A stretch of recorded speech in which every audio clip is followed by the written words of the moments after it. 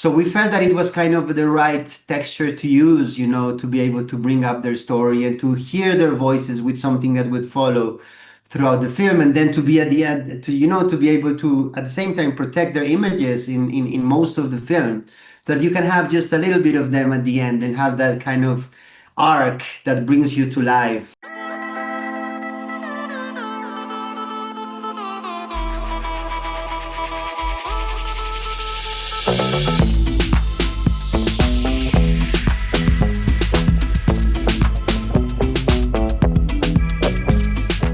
Hi, Juan. Hi, Jana, nice to meet you. Nice to meet you too. Hola. Hola, hola, ¿qué tal? Muy bien. So, thank you so much for your time. A pleasure to talk to you and to talk about this, wow, amazing documentary, Lost in the Jungle. So, why you did this story? What attracted you to this story of these four kids and these indigenous people? I mean, at the beginning, I was in Colombia as the story was unfolding, and at the beginning it wasn't such a big story because, of course, it was the falling of a plane in the middle of the Amazon, but like the expectation for survivors was very little. But once it triggered the situation there were four kids lost in the Amazon, and there was a huge story that became a huge story in Colombia that brought a lot of attention and a lot of energy, and the whole country was following, and I was following at the same time. And I became very interested because I realized that there was an opportunity here to be able to understand a lot of things of what is happening in my country, So I started to follow the story. And once the kids got back and were rescued, and I was able to meet some of the indigenous rescuers, and through them to be able to find a way into the story. So I mean, at the beginning, it was the curiosity, I guess, that we all had of a miracle happening, of how could these four kids survive, and trying to figure out that question. But then it became something bigger, an opportunity to tell a bigger story about my country and about the reasons why this situation happened, So it was, at the beginning, it was, documentary curiosity, but then it became, like, once I got to meet the kids, a mission to tell their story and to be able to give the opportunity to tell their story in their own terms. Yeah, I love that. And Amazon is huge, and I'm from Brazil, so I know how important it is for Brazil, for Colombia, and then you have a little bit of Peru over there too, like that middle, and it's very, especially for the indigenous people, it's very dangerous for them. It's very like they have the military, you have like these people that want to take advantage. So I understand how important for you to tell that story, and thank you for that as well. So to get the kids trust, how was like their process, because you are just like Juan Camilo talking to them. I want to tell your story. You're from Colombia as well, but at the same time gain their trust, like to tell their what really happened to them, you know what I mean? Not just like playing around or trying to fantasize like something that is not real, you know what I mean? How was that Absolutely. process? It was a huge responsibility for us to be able to tell the story, and we took it with that responsibility from the beginning. After the rescue of the kids were under the custody of the Colombian Institute of Welfare for Kids, the ICBF. It's called Instituto de Bienestar Familiar. And we were able to work very closely together with the psychologists, psychiatrists, and all the team that were actually taking care of the kids. We at the same time brought ourselves a big team, of psychologists and psychiatrists who were able to guide us into the process to be able to talk to them. It took us more than a year to have a first contact with them. And then, a very slow process of getting to know them, me specifically at the beginning, and then to open up the door, to play with them, to get to know ourselves as humans, get into their hearts. For me, it's very important to make things in an honest way and sincere way. And that was kind of the first thing, but always with the how do you say, with the support of all the psychology system, which were the ones that actually were able to guide us through the whole process. And then when we felt it was ready, we actually made it in the way that actually their psychological process was being done. You see at the end of the film that they are playing with the little airplane and that the psychologist is there. So actually, it was something that was very natural into the psychological process that they were doing. So it was done with a lot of care. For example, things, details like, most of the team were women, that got close to the kids. Mothers, our whole team had trainings, to be able to get close to the kids. So it was like a very responsible process. But at the same time, we felt that it was a huge opportunity for them to tell the story in their own terms, like women and especially kids and indigenous kids, are voices are mostly forgotten, and very little have the opportunity to tell their story, especially when they're under the circumstances of domestic abuse and things that go beyond that. So I think at the end it was a very beautiful opportunity, to give them the voice, and we took it with the responsibility and respect that it deserved. So we felt very proud of the process and how we took it, that it was very serious and not just like a random interview, but done with love. At the end, it was done with love, and that was the most important thing. Yes, I felt that, and you're very cautious about that, and I love the animation that you guys did to show the kids. You know what I mean? Because we were showing that, but at the same time, you were not showing them. And can you talk a little bit about Yes, that absolutely. decision? Absolutely, in terms of that there was a big challenge, narratively, which is that of course there was no images of that experience of the kids, right? So that's the first thing, and then of course, once we got the interview, we felt that of the kids, we felt that that was the central heart of the film, and that we wanted, to keep the mystery. We're still making films, but at the same time, we wanted to visualize their experience in a way that it was beautiful, that it was joyful, that you could connect to what was happening to them in real time in terms of the storytelling. So we felt that it was kind of the right texture to use, to be able to bring up their story and to hear their voices with something that would follow throughout the film, and then to be at the end, to be able to at the same time protect their images in most of the film, so that you can have just a little bit of them at the end and have that kind of arc that brings you to life at the end. You have to imagine also that, well, you've seen the film, the images of them being rescued are very hard, and so we wanted, to be able to use a language that were most close to their kids and their imagination and the way they could picture, their experience. And I think we made the right choice.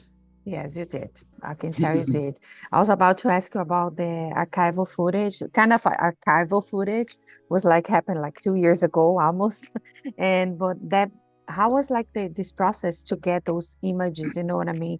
Because I don't know if it was the indigenous people that filmed them or was the military or both of them, even them like throughout the process of rescuing.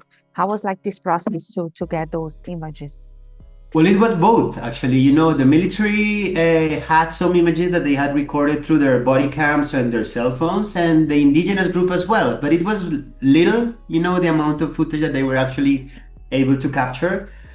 So they were very, very generous with our team, and they provided us with this footage. But at the same time, we did some recreations to be able to, complement the holes that we had. And the way we did it was great, because we were able to do the recreations, but with them, with the real people, with the real military, with the real indigenous.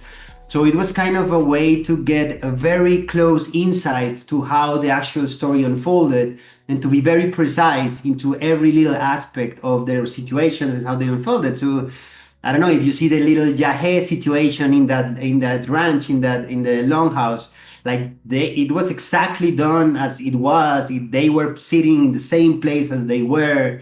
So we were able to recreate things, but in a very, very precise way and with the real people. So you have an experience that it's kind of complements the archive in a cinematic way, but at the same time, gives you a very real perspective of what was happening and how they experienced the situation. Is it easy to recreate something that was kind of just happened, then recreate something that was like happened like 20, 30 years ago for you as a filmmaker, as a documentary? So if it was is easier, or what do you Yeah, want? easier to recreate a scene like this, like for them, like something that happened like 2 years ago, than if you have to recreate something that happened 40 years ago. I think so, I think so. And the fact that we were able to shoot with the real people, and some with people that had like such an insight to the situation, I think that facilitated everything. Although, of course, there's the complications of shooting in the jungle, which is a very challenging place to shoot, to film, to bring people for many reasons.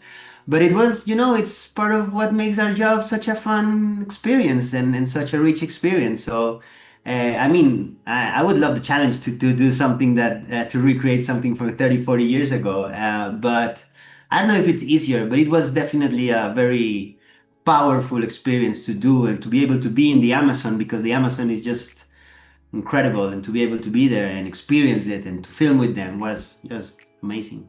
Yes, and to have them reunited, like the military and the indigenous people. How was like that reunion? You know what I mean? They met It, again. It was it It was beautiful, because again, I think the film portrays two completely different belief systems that come together, and the reality is that at the beginning in the story, they didn't trust each other, and as the story unfolds, they start to getting close, So once we got them into our process to be able to go with them, they loved each other already. They were friends. They knew each other, and they were laughing and making jokes, and they were already a little family, because when you have to go through such hard experiences, and this has been something that I've seen in my work in war zones or in complicated areas, when you are with people, even if you don't know them, when the situations are complicated, these situations tend to make you closer. So I think that this was the case again, how such a complicated, complex environment and situations made them close together.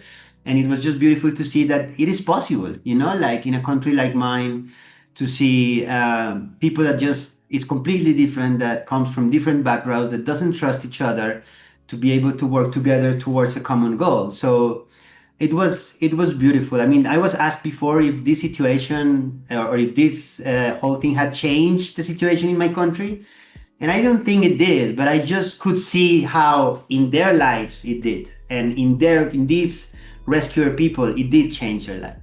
yeah, maybe they can pass it on to other ones. Hopefully, yeah. I hopefully they can pass it on. Well, we can work together, we can try Exactly, to work exactly. this instead of like, but I understand sometimes this is a small group of people, but you have a lot of people there like they cannot work together, cannot be together because of differences on, I don't know, different point of views on everything.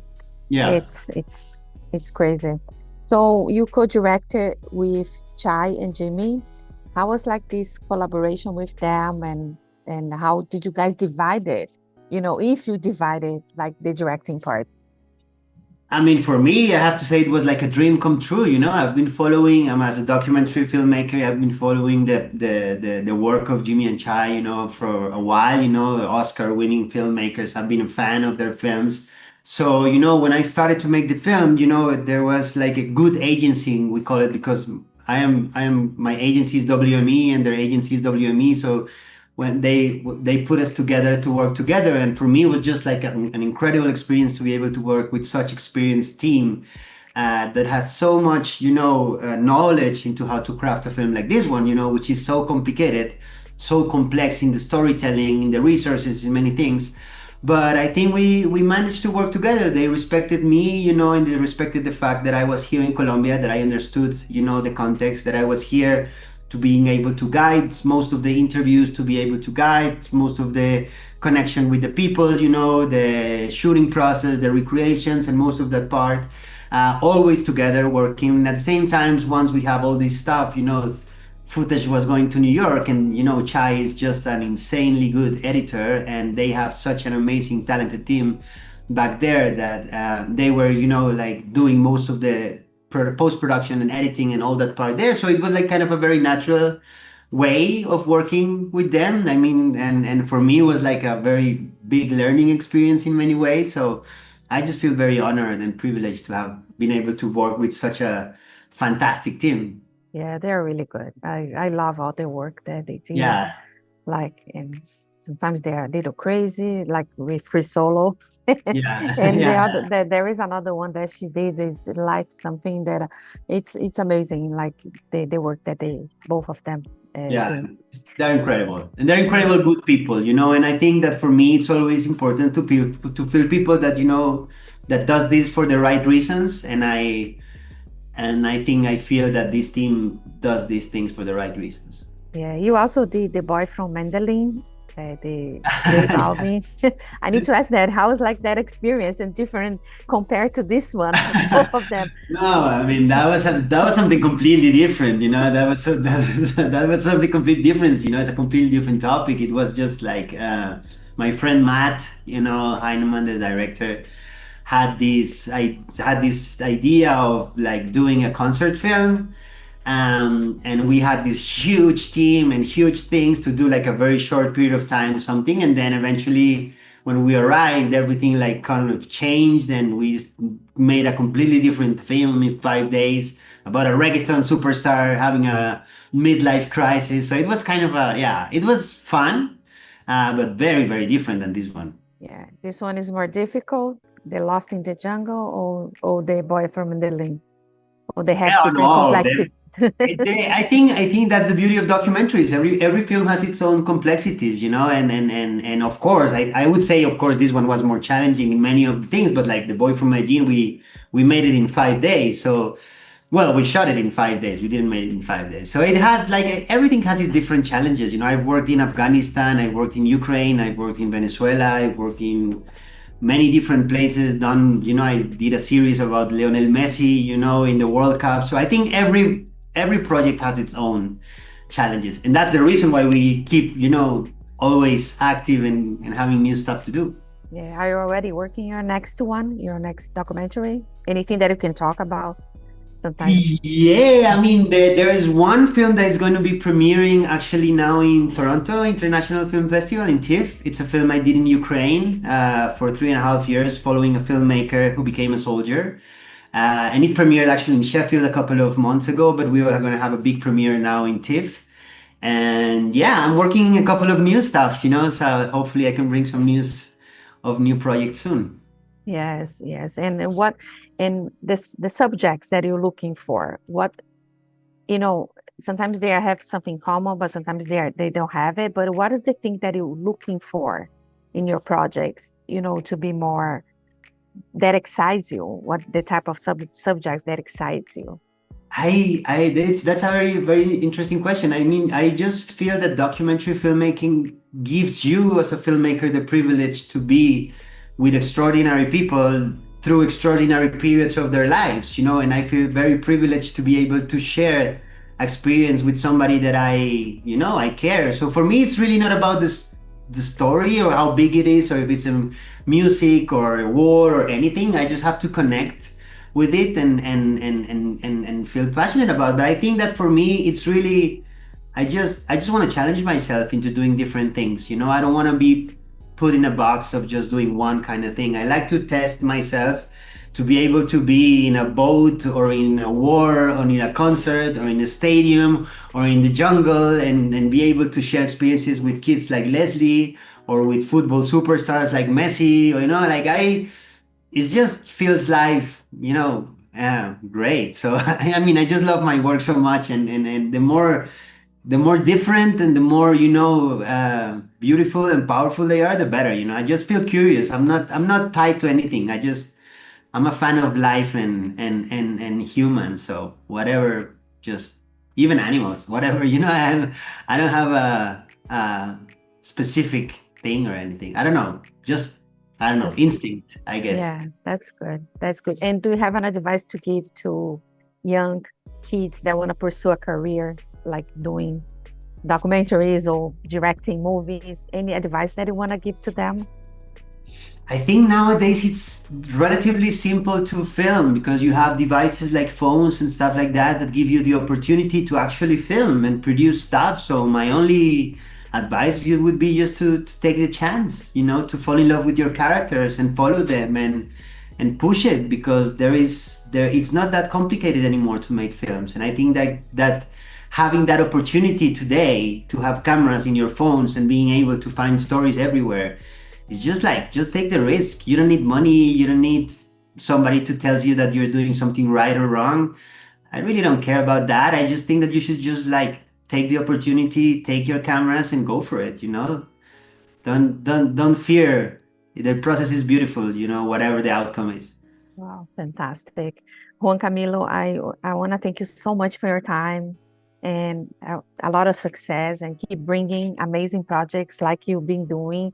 Muchas gracias. Muchas gracias a Muito ti. obrigada. And No, a I ti, hope, muchísimas gracias por la entrevista. I loved it. sí, Thank you and I so hope I much. can see you more and For more sure, projects. Thank you anytime. so much. Muchas Thank you, gracias. thank you. Ciao, Gracias. ciao. If you like to support or continue to support Jana on Camera, don't forget to subscribe, like, comment, and share the videos.